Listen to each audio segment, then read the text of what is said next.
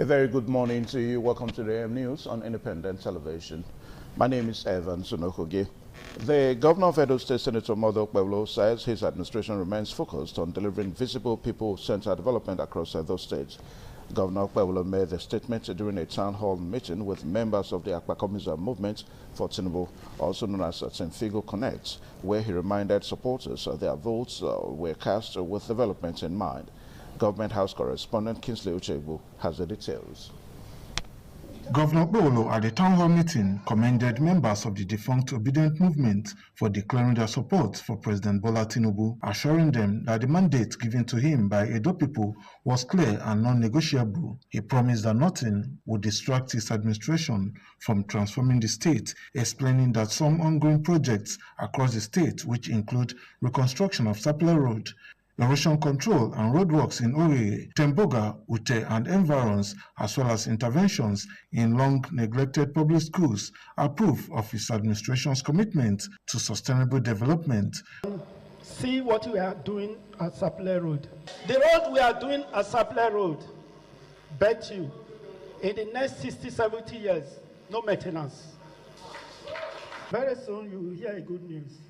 That somebody is going to Lagos. You will pay 500,000 naira to fly to Lagos. Somebody is going to Abuja, you fly 500,000 naira to go to Abuja. Very soon it will stop. Edo Air will surface.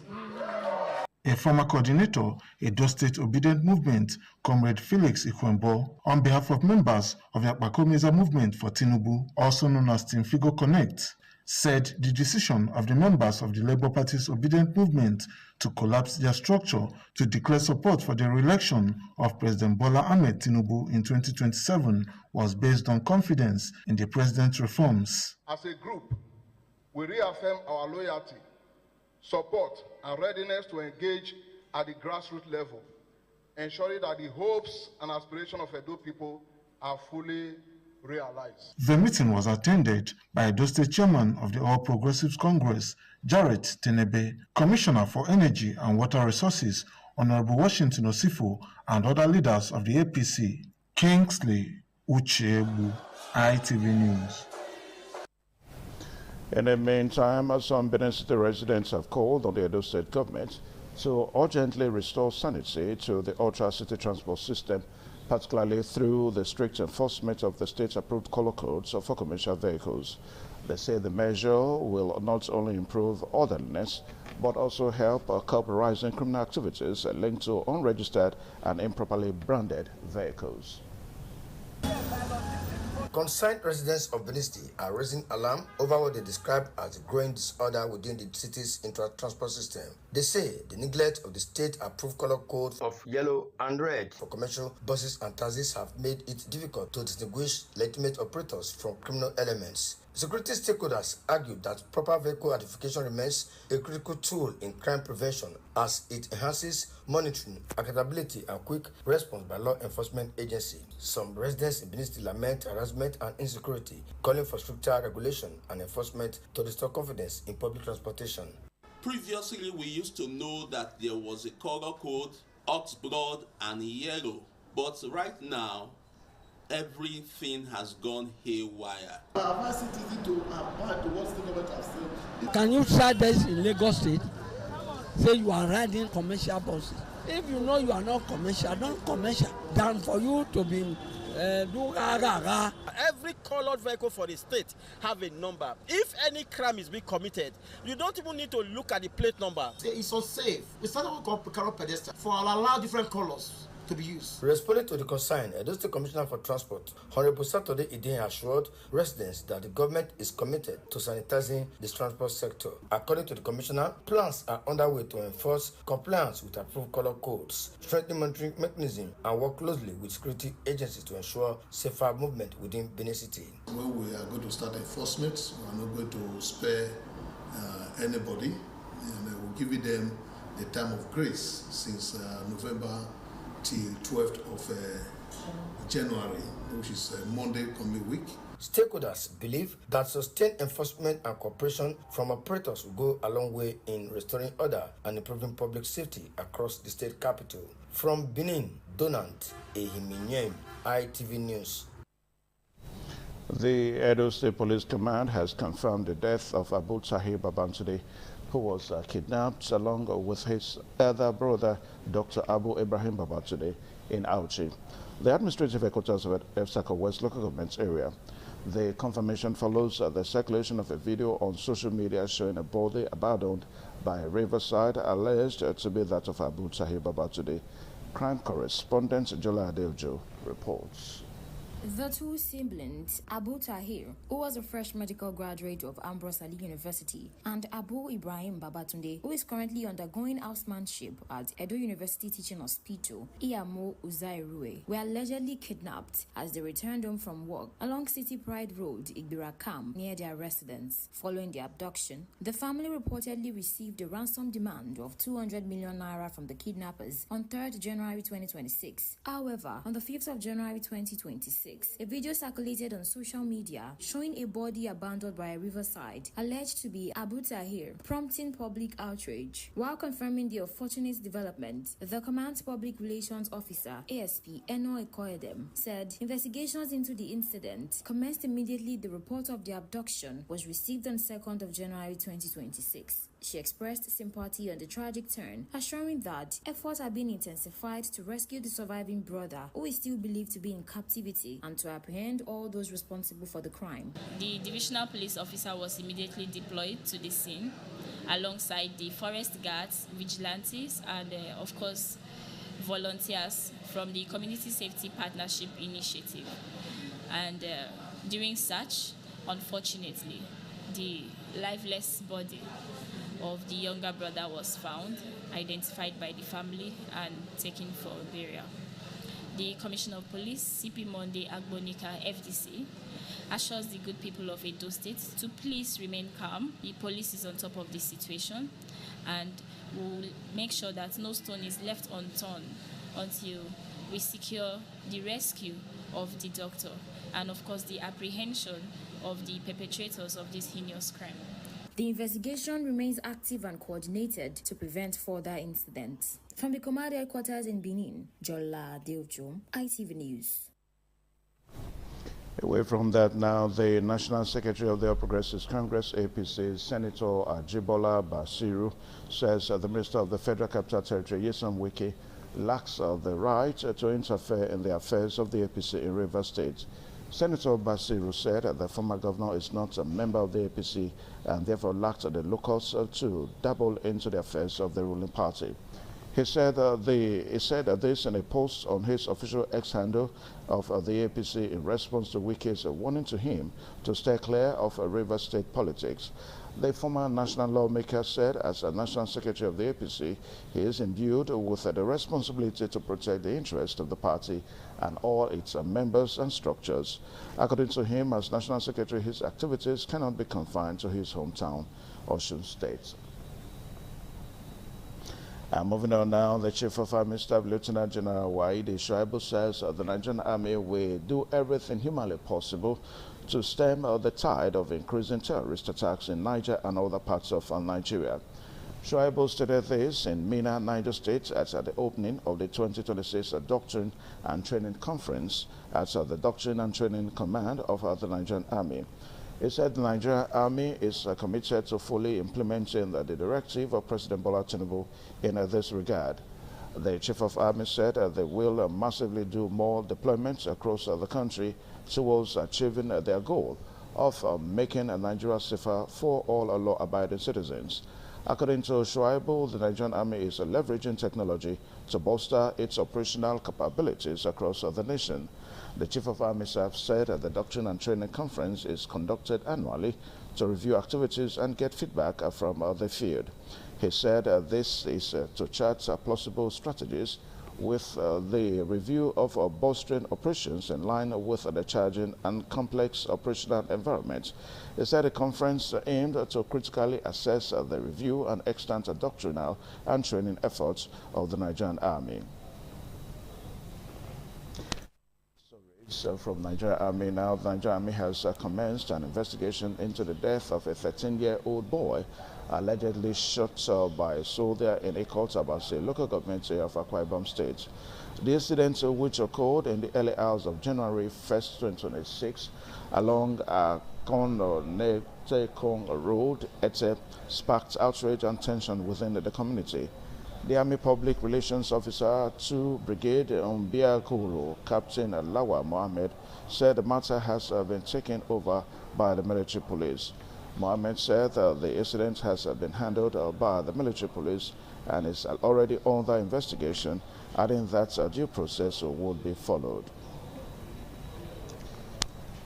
And moving on now, youths of Ajayi Street and environs of Upper Mission Road, Benin City, have condemned the acts of humiliation, embarrassment, and public assault meted on one of their own, Dr. Saro Pedro Agbonifo Obaseki, popularly called Don Pedro by some armed youths in Benin City. The youths in a statement said that the Benin Traditional Council has since issued a statement exonerating the respected palace of the Oba of Benin from the barbaric act, and going further to state that the palace does not encourage such acts, with a warning that everybody dragging the name of the Oba Palace to such acts should desist from it.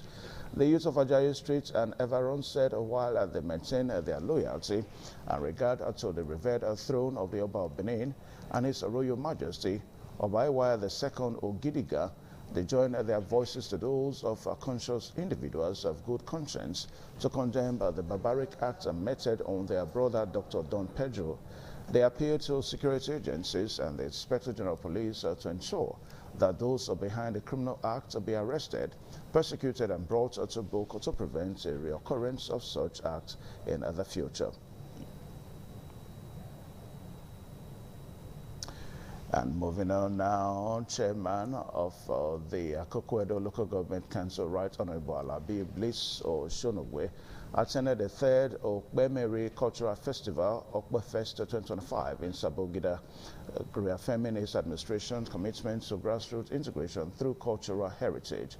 He emphasized that culture promotes a peaceful coexistence, inclusiveness, and sustainable development, aligning with the APC-led state government's vision. Oluwafemi Farayola has the details.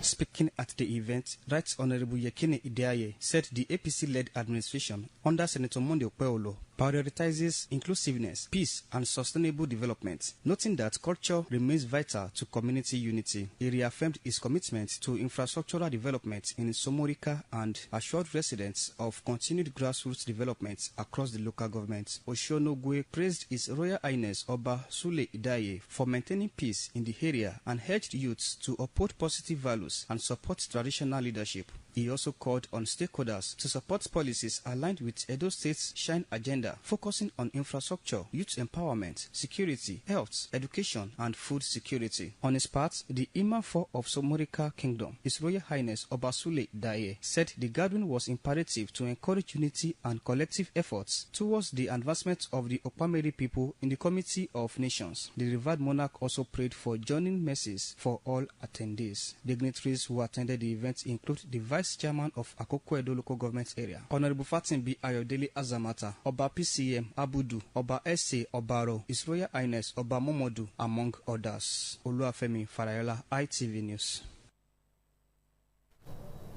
Residents of Ukpoko community in Ogwa, Eastern West Local Government Area of Edo State, on Saturday celebrated the 2026 edition of their annual cultural festival to mark the new year.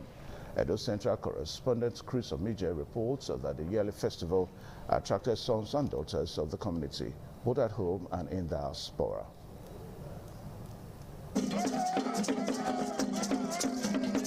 Ukpogo community in Ogwa, Esan West Local Government Area of Edo State, is renowned for its rich cultural heritage.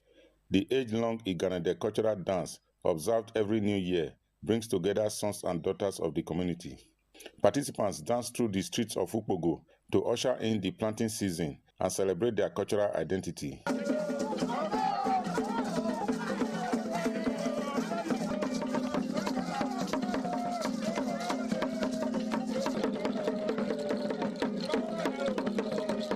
Well, without this Ukpogo feast, we benefit for inside.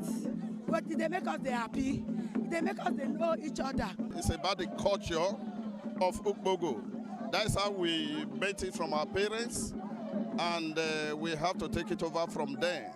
It's a time we have to thank God for what He have done for us last year and for what He's going to do for us this year.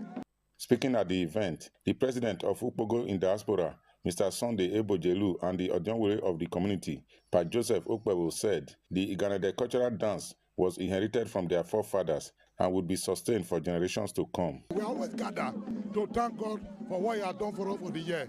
That is the essence of the festival. It brings us together, people from America, Europe, Africa, to celebrate this festival. When the year ends, the crops we got from the farm to cook for everybody to eat.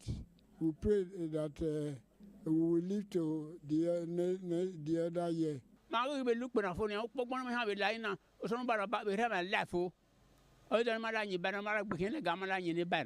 Ukpogo Iganade cultural dance is observed annually on the 3rd of January as the community prays and prepares for a prosperous new year. From Ukpogo Ogwa, Chris Omije, ITV News. A renowned catering and events management entrepreneur, Joy Ozigbo Ide, founder and CEO of 70s Grill Catering Services and Events Management, held a New Year Thanksgiving service and staff party in Benin City to thank God for His sustenance, protection, and grace over her family and the brand. Ofra Neto reports.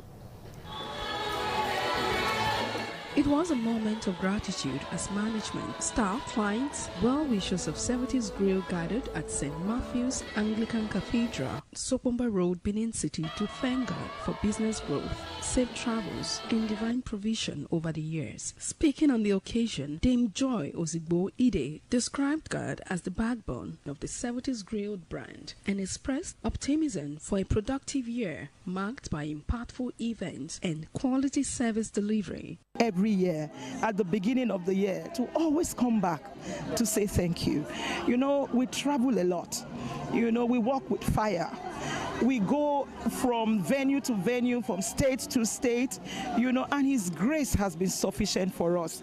It's only right for us to come back to say thank you. It's one of the most outstanding catering services that we have here, not just in Benin, in SASAT. They are very good at what they do. The celebration later shifted to a reception where staff and guests took part in fun activities and enjoyed a selection of choice meals and drinks, reflecting 70s Grill's reputation as a leading catering brand. Guests commended the founder for the steady growth of the brand, encouraged staff to uphold its values, and offered prayers for the continued success in the new year. As long as you're wearing a t-shirt or a shirt that has 70s Grill, you are 70s Grill at that time.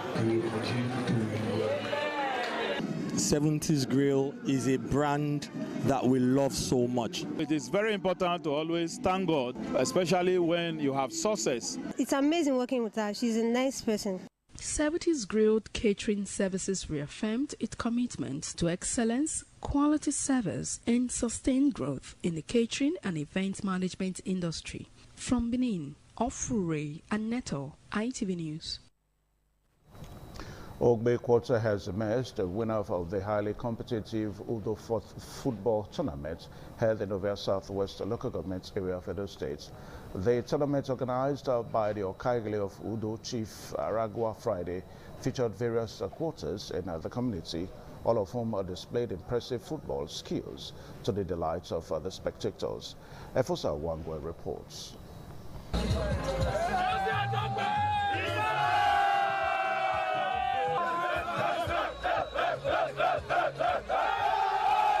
Udo Football Tournament, organized to discover new talents and promote unity among the people, saw different quarters compete for the prestigious Unity Cup. The finalists, Ogbe and Ido quarters, thrilled the audience with an entertaining display of football skills during the keenly contested final match. Speaking at the event, the organizer and Okagele of Udo, Chief Aragua Friday, said the tournament, planned as an annual event, was aimed at bringing members of the various quarters together and fostering unity within the community. According to him, the tournament lived up to expectations as new football talents were discovered and the desired unity among the quarters was achieved. When I was coming up, I was one of the best players in Ovia Southwest. There was no any support from anybody.